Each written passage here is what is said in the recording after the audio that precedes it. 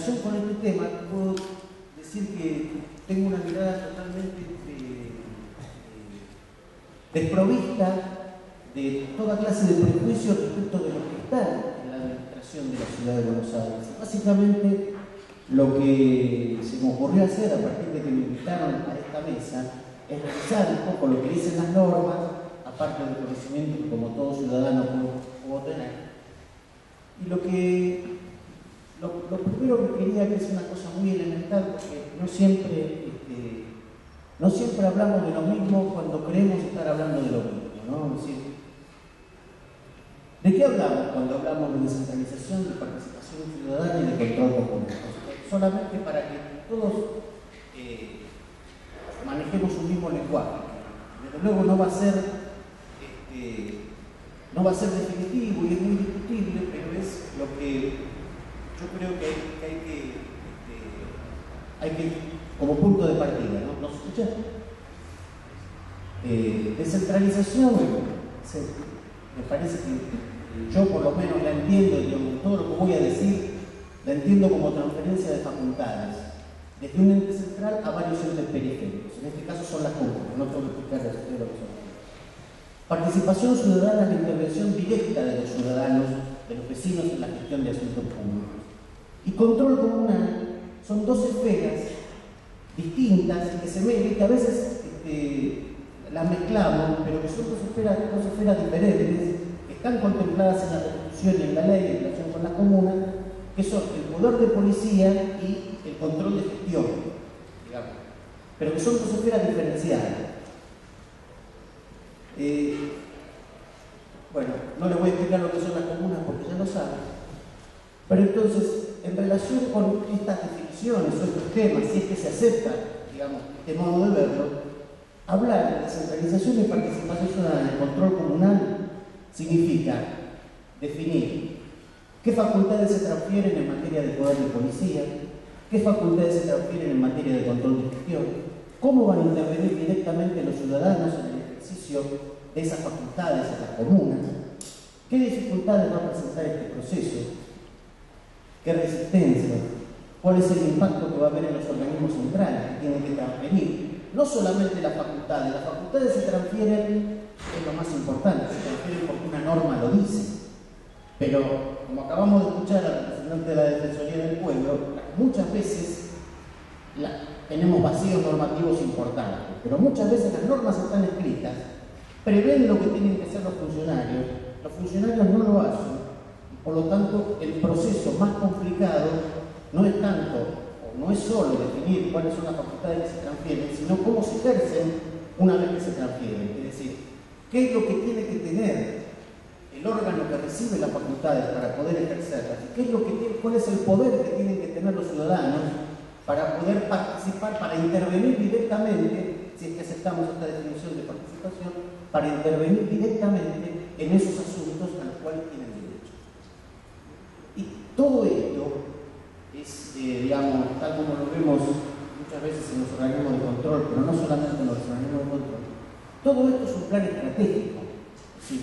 definir todas estas cosas que yo acabo de decir y que ustedes habrán pensado cientos de veces, es elaborar un plan estratégico para la descentralización de la ciudad de Buenos Aires, es decir, para darle vida a todo eso que la norma dice. ¿A quién le corresponde hacer este plan estratégico? ¿Cómo se define? Bueno, digamos, mi primera... Yo no estoy aquí para dar respuestas, sino más bien para seguir haciendo preguntas, ¿no? Pero esto es una construcción social y política. No va a haber, digamos, todos los vacíos legales que seguramente existen, o todas las cosas de este plan estratégico, porque la Constitución ya preveía el proceso de descentralización. Y la ley de comunas es de septiembre del 2005. Entonces, todo este plan estratégico, como ustedes bien lo saben,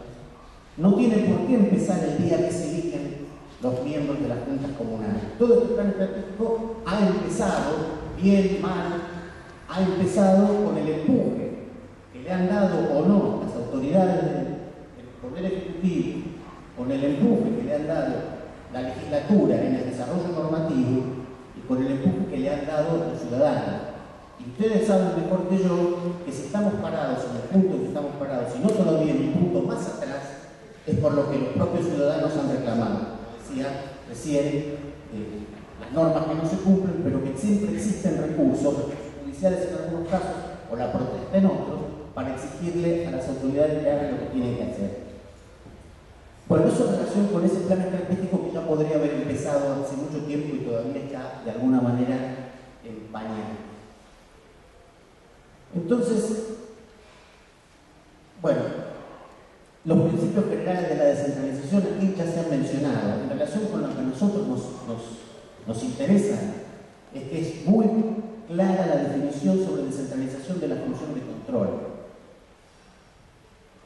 entendida en cuál de las dos acepciones. Bueno, ahora lo vamos a ver. Y también es muy claro el seguimiento comunal de la gestión del Poder Ejecutivo en el ámbito local. Es decir, estos dos principios me parece que, digamos, que no están como competencia de las comunas, sino que son principios generales de la descentralización, así como la descentralización territorial de la ejecución de los programas presupuestarios que tengan impacto local específico. Es decir, todos estos son prescripciones para el plan estratégico que de alguna manera son indicaciones que todos los poderes del Estado y los órganos de control y los entes reguladores, el ente regulador de los servicios públicos, ya tienen como precepto del plan estratégico, desde el momento que está aprobada esta ley, para organizar sus propias actividades siguiendo estos principios de descentralización. Entonces, yo me pregunto, como recién, digamos, como de alguna manera, ya que tuve la oportunidad de hablar por último en esta mesa, quiero rescatar dos cosas que dijeron la representante de la Auditoría General de la Ciudad y el representante del ente regulador de los servicios públicos. En la Auditoría General de la Ciudad, disculpame si te voy a parafrasear mal, pero digamos lo que me quedó grabado decir, bueno, es muy importante que los vecinos se acerquen a la legislatura para que le pidan a la legislatura que cuando apruebe nuestro plan, prevea este límite. A lo mejor no es el micrófono, sino que soy yo que me muevo. Para que le pidan a la legislatura, cuando apruebe nuestro plan de control, que prevea objetivos de control que tengan que ver con el territorio, ¿no es cierto? Y el representante del ente regulador de los servicios públicos que dice, bueno, la verdad es que primero no tenemos grandes competencias de regulación, sí de control, pero hoy en día vemos que las concesiones vienen de arrastre y los recortes territoriales de estas concesiones vienen de arrastre, se hicieron antes de la partición de la ciudad en comuna. Digamos, los servicios que se concesionan no se concesionan en el territorio de una o varias comunas, sino que muchas veces están dos empresas prestando el servicio en el territorio de lo que hoy es una misma comuna, y entonces no tenemos los mismos estándares, bueno, todo esto, es decir, son las condiciones necesarias. La comuna tiene la atribución como competencia concurrente de ejercer el poder de policía en los territorios comunales. Y tiene además atribuciones relativas al control, y dice claramente, dice que en las competencias concurrentes,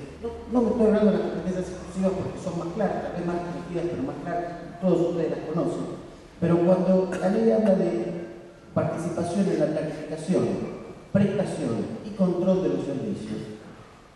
está claro que se participa con alguien. Es decir, las comunas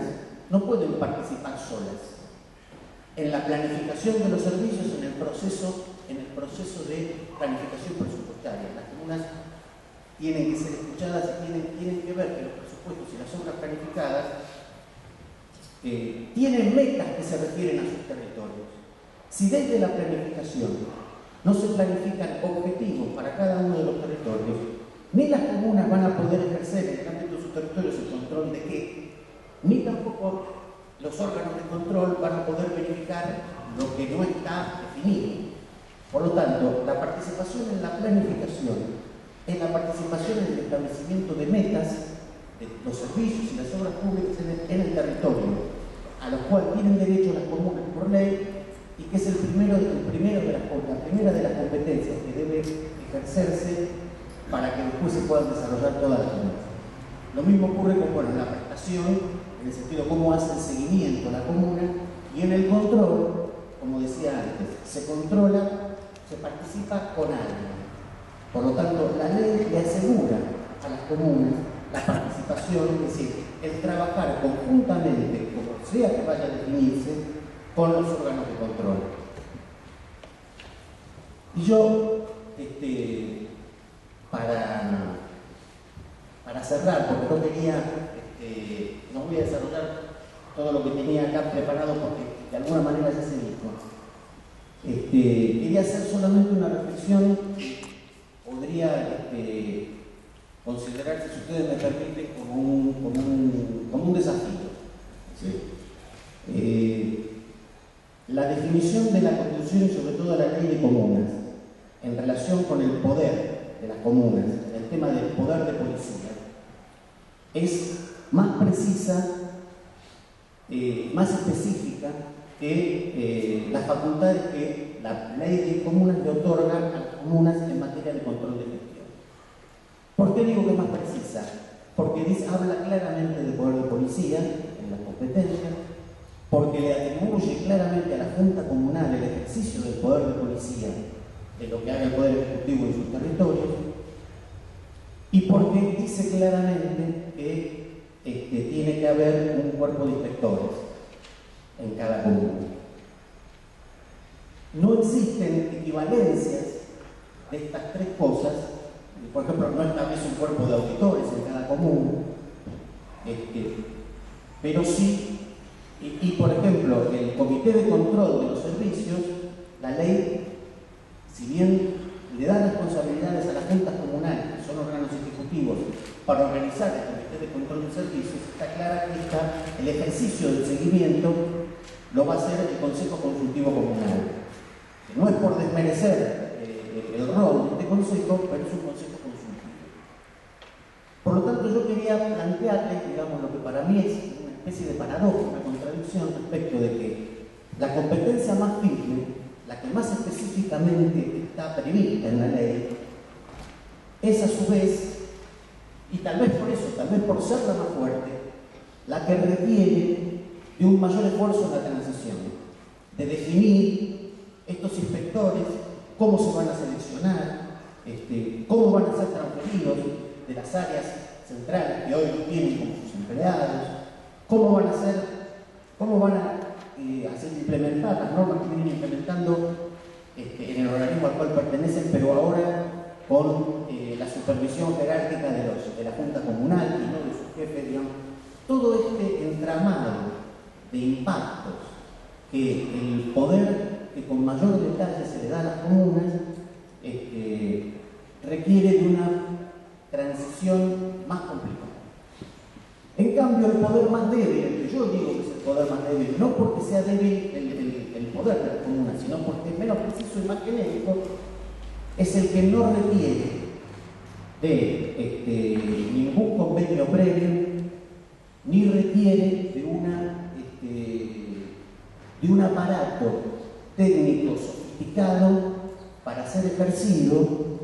por lo menos al principio, en la medida en que se considere, digamos, como punto de arranque de este poder de control, el control de eficacia. Es decir, el control del cumplimiento de todo aquello que el Poder Ejecutivo tiene que hacer en los territorios de las comunas, los servicios, las obras y demás. Si yo hago un estudio de costos, voy a necesitar un asesoramiento técnico muy específico. Pero si yo hago un control de cumplimiento, es decir, si las metas están establecidas de forma tal de que sean mensurables, no necesito auditores en la comuna, necesito vecinos activos que estén convocados y organizados en el Consejo Consultivo Comunal y que trabajen en el área de control comunal que todas las comunas van a tener. Y la otra, si esta es una condición necesaria, la condición suficiente, digamos, para que este control pueda ser ejercido, y se pueda ir construyendo paso a paso la institución común, es que efectivamente con la colaboración de órganos como la Defensoría del Pueblo, como el ente regulador de los servicios públicos, como la Sindicatura de la Ciudad, como la Auditoría de la Ciudad, se trabaja conjuntamente para que puedan definirse esos objetivos. Para que sean objeto de control tienen que estar definidos y tienen que ser mensurables, tienen que ser compromisos del Poder Ejecutivo en todos los casos. Entonces, con esto termino, digamos. Si este punto de partida, que tiene una condición necesaria y una condición suficiente, que por lo menos en esta mesa, y desde ya, con la presencia de todos ustedes ahí, que además representan a otros que hoy no están aquí, digamos, yo soy optimista en el sentido de que no sin esfuerzo, pero sí con mucho esfuerzo, como ustedes lo vienen llevando, pero que estas para mí son las bases de la construcción de la institución común. Es decir, a partir de la colaboración con los entes de control, a partir de la participación y a partir de la competencia, entre comillas, más débil que la comuna tiene, porque no requiere de mayores regulaciones para ser ejercida.